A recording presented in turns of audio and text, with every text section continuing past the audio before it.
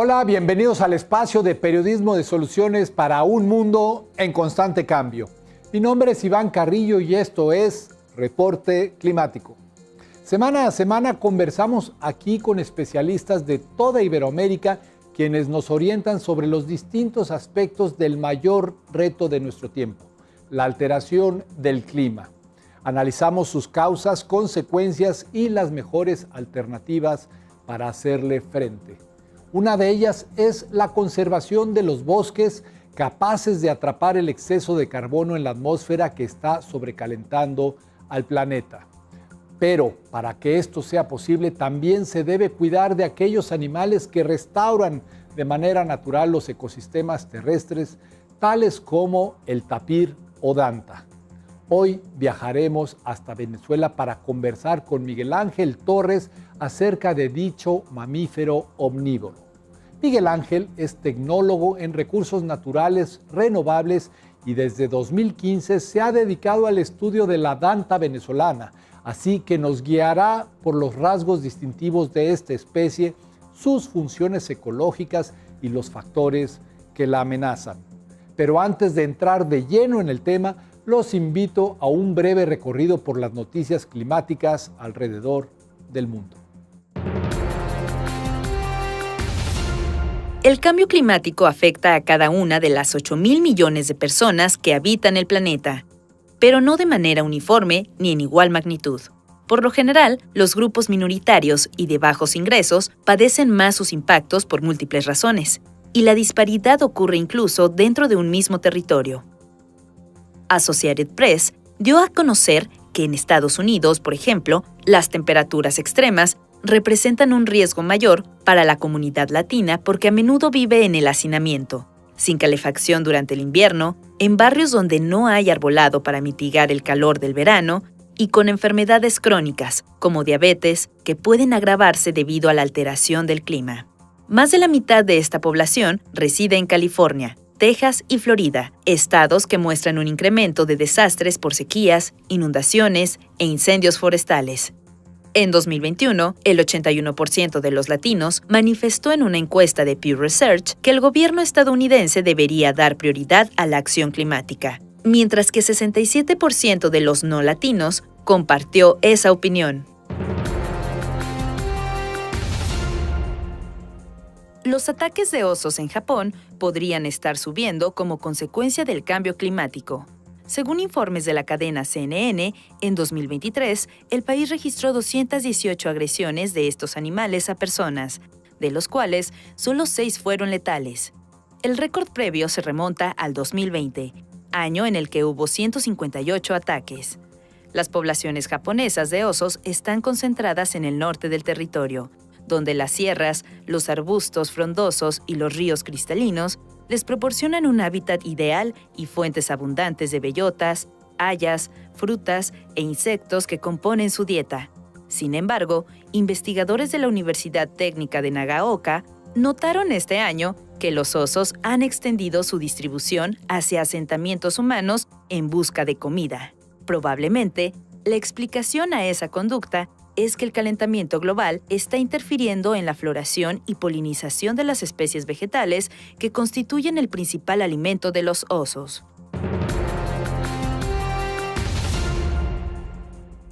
Las áreas naturales protegidas son espacios geográficos claramente definidos que se gestionan con medios legales para lograr la conservación de los ecosistemas, sus servicios ambientales y los valores culturales asociados a la biodiversidad. Existen desde hace más de 150 años y, aunque no han sido creadas para regular el clima, hoy se sabe que son excelentes instrumentos de mitigación del calentamiento global. De acuerdo con un reciente estudio de la Universidad de Maryland, los bosques protegidos ayudan a mantener atrapada una cantidad de carbono casi equivalente a los gases de efecto invernadero que emite el mundo completo durante un año. Esta conclusión proviene de un análisis de millones de datos satelitales de la cobertura forestal en 3 dimensiones aportados por la NASA. Y es un recordatorio de que en la lucha contra el cambio climático, las áreas naturales protegidas son nuestras grandes aliadas. El aprovechamiento irracional que a menudo se hace de la fauna silvestre está comprometiendo no solo su propia permanencia, sino también el futuro de los ecosistemas que habitan. La enigmática danta venezolana no escapa de esa lamentable realidad. La danta responde al nombre científico de Tapirus terrestris y su distribución potencial es muy amplia, desde Colombia hasta el sudeste de Brasil. Además, se le puede encontrar en Paraguay, el norte de Argentina y el este de la cordillera de los Andes. No obstante, su abundancia ha disminuido. Digamos que tiene hábitat en Venezuela, desde el nivel del mar hasta los bosques nublados. Sin embargo, bueno, aunque históricamente ha sido registrada o descrita en diferentes ambientes, pues desde los llanos hasta las selvas, bosques semideciduos, bosques siempre verdes, bosques nublados, digamos que la presión por cacería y destrucción o fragmentación de hábitat la ha, condenado a que solamente en la cordillera de la costa habite, casi todo su hábitat está, relacionado hacia bosques nublados de las cumbres más altas de las montañas, que aún se conservan. Sin embargo, hay áreas protegidas y áreas privadas también, donde se le puede encontrar desde zonas muy bajas aún. Esta especie forma parte del grupo de los perisodáctilos o mamíferos con un número impar de dedos que terminan en pezuñas, lo cual significa que son parientes de los caballos, las cebras, los asnos y los rinocerontes. Puede llegar a pesar incluso más de 300 kilos y puede medir a 2 metros de largo, 1,20 m de alto. Por donde pasa deja huella, por donde pasa se le puede apreciar pues tanto esas brechas o esos trillos que deja al pasar. También las excretas son frecuentes por donde habita, verlas. Se tiene registros de que puede consumir hasta 40 kilos de vegetación en un día. Eso, se traduce en que son dispersadores de semillas por excelencia en los bosques, fundadoras de bosques, y también, si se le quiere relacionar un poquito con esos aportes hacia cambio climático, digamos que va fundando bosques y su conservación es clave para estos cambios que están ocurriendo en el mundo, pues. Su alimentación consiste en frutos, hojas, raíces, cortezas y algunos pequeños animales vertebrados e invertebrados. Regionalmente en Venezuela se le conoce como la jardinera del bosque o arquitecto del bosque, porque ella, va consumiendo vegetación, incluidas semillas de frutos de palma o de otra vegetación, y entonces, cuando va y excreta, estos tienen mayor probabilidad de nacer, pues, o de germinar estas semillitas, pues. Y entonces imagínense, son nada más y nada menos 40 kilos diarios de vegetación que va comiendo, va excretando a lo largo y ancho de su bosque o de su zona de rango de hogar, pues. E incluso, puede tolerar a otros ambientes un poquito más intervenidos, como cacaotales, o zonas donde, la fragmentación del hábitat no ha sido tan fuertemente marcada y que la presencia humana es poca. A la danta se le conoce también como tapir amazónico. Sus hábitos son nocturnos en lugares perturbados y diurnos en sitios conservados.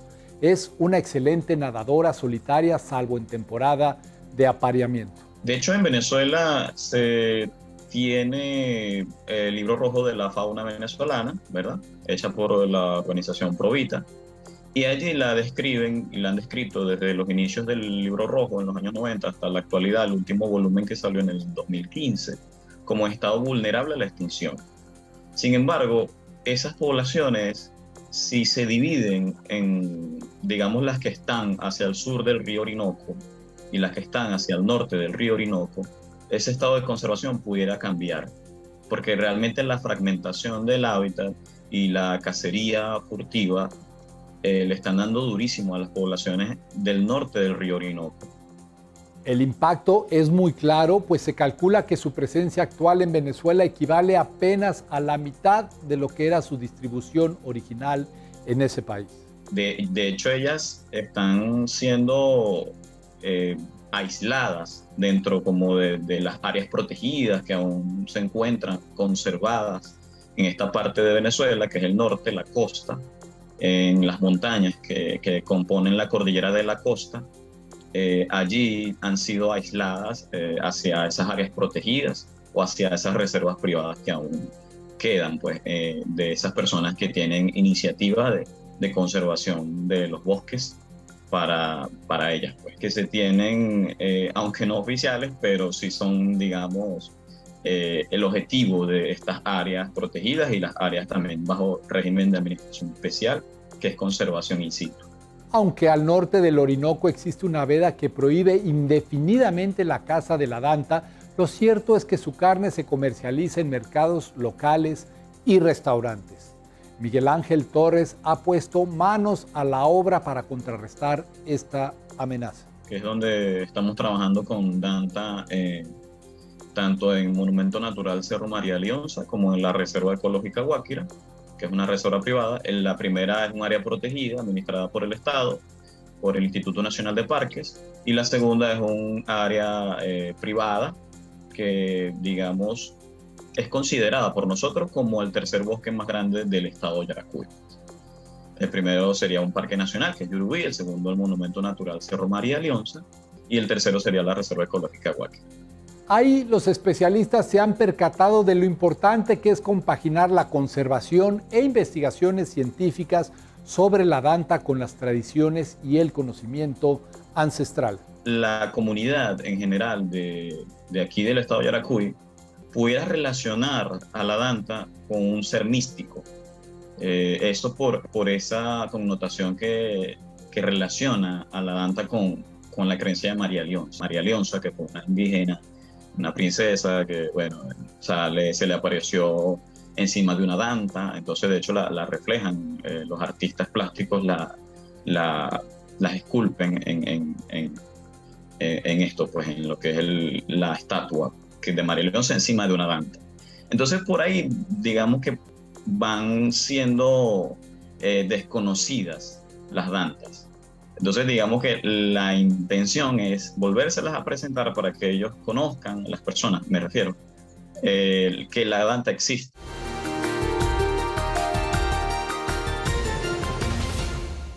La peculiar trompa o probóscide de la danta no solo tiene funciones olfativas, también la usa para alcanzar hojas y brotes demasiado altos.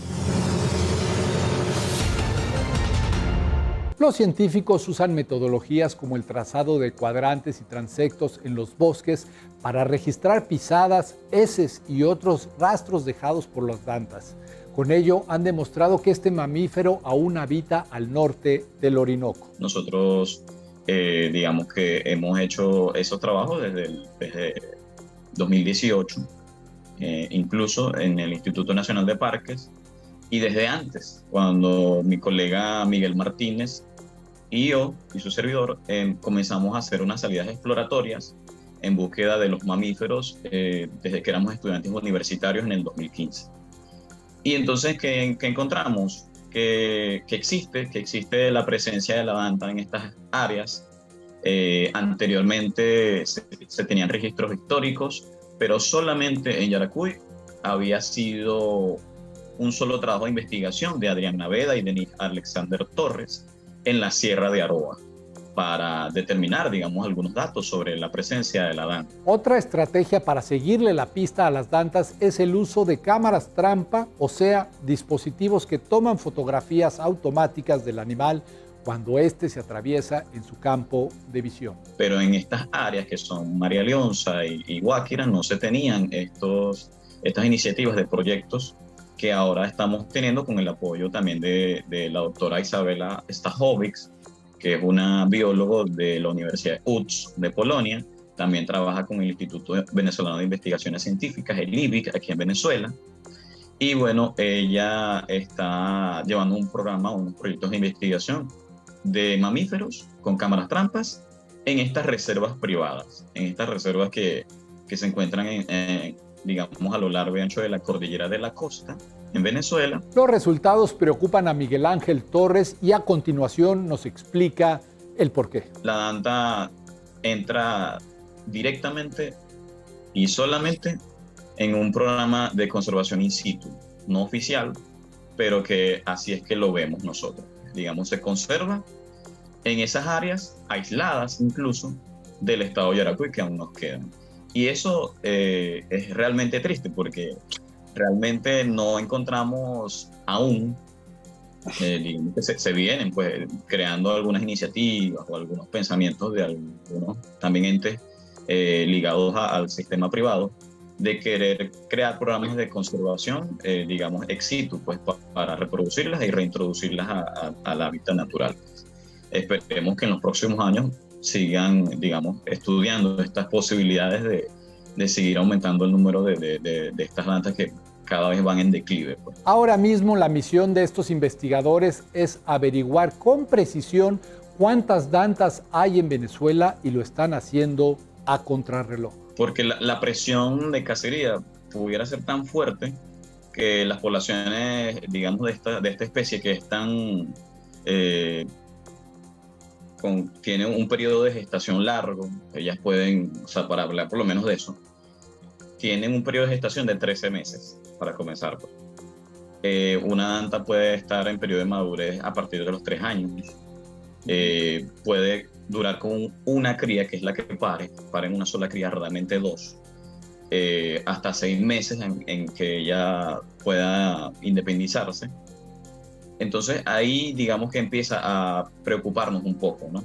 ¿Por qué? Porque quizás la capacidad de resiliencia de esta especie sea menor a la capacidad de lo que están haciendo, que es sacarlas de las áreas. Su hipótesis es que la danta en Venezuela encara una situación compleja, pero necesitan reunir evidencia contundente para implementar soluciones efectivas. Podemos saberlo a ciencia cierta si le damos continuidad a estos programas o a estos proyectos de investigación, contabilizar los individuos, ver qué es lo que está pasando, si están disminuyendo sus poblaciones, si están aumentando y que, digamos, también cómo funcionan esos programas de educación ambiental, tanto privados como gubernamentales, en función a la conservación de esta especie. Digamos que eso, nosotros apenas estamos iniciando. Esto de verdad creemos que tiene que ser un programa de muchos años para poder saber a ciencia cierta qué es lo que está pasando y cómo pudiéramos nosotros ayudar incluso a esta especie a que no se extinga. Pues. Las crisis entrelazadas de calentamiento global y pérdida de la biodiversidad ponen en entredicho la supervivencia de la danta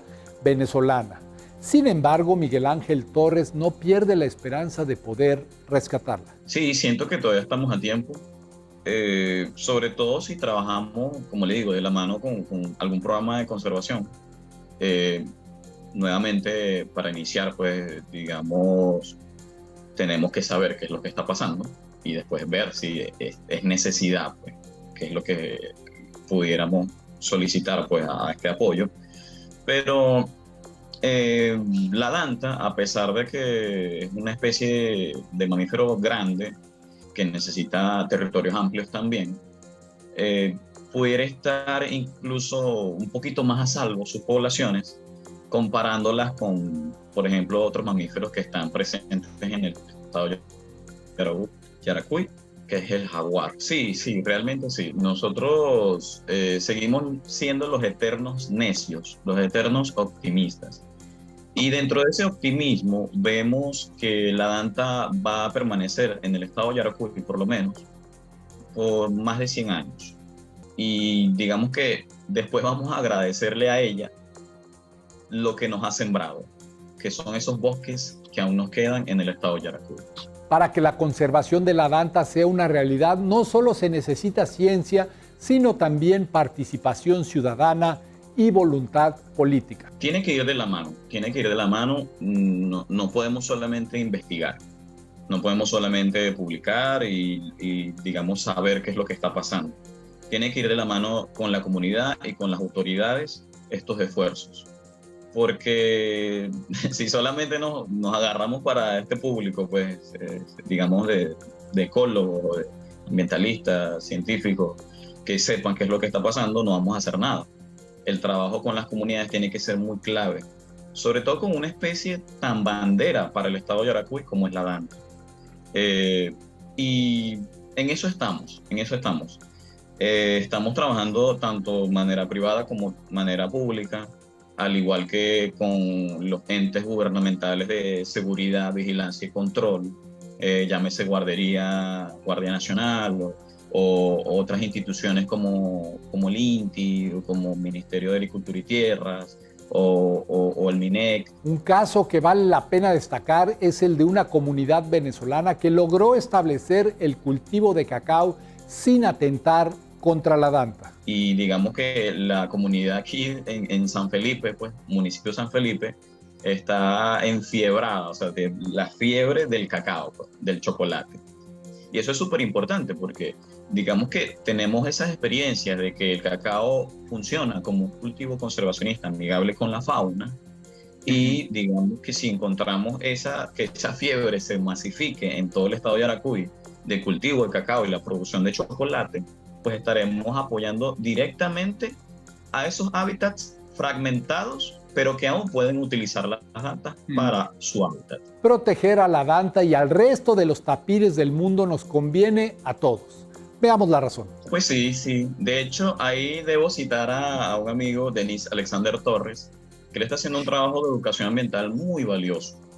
Él, a partir de sus ilustraciones, él está, digamos, divulgando todo lo referente a ecología, alimentación, reproducción, todo lo que significa la danta para nuestra región, no solamente con la danta que tenemos aquí, que es el Tapirus terrestris, sino también con otras especies de danta, pues Tapirus pinchaque, el Tapirus indicus, y la otra centroamericana que tenemos, digamos, en el mundo, que serían 4 tapires que tenemos.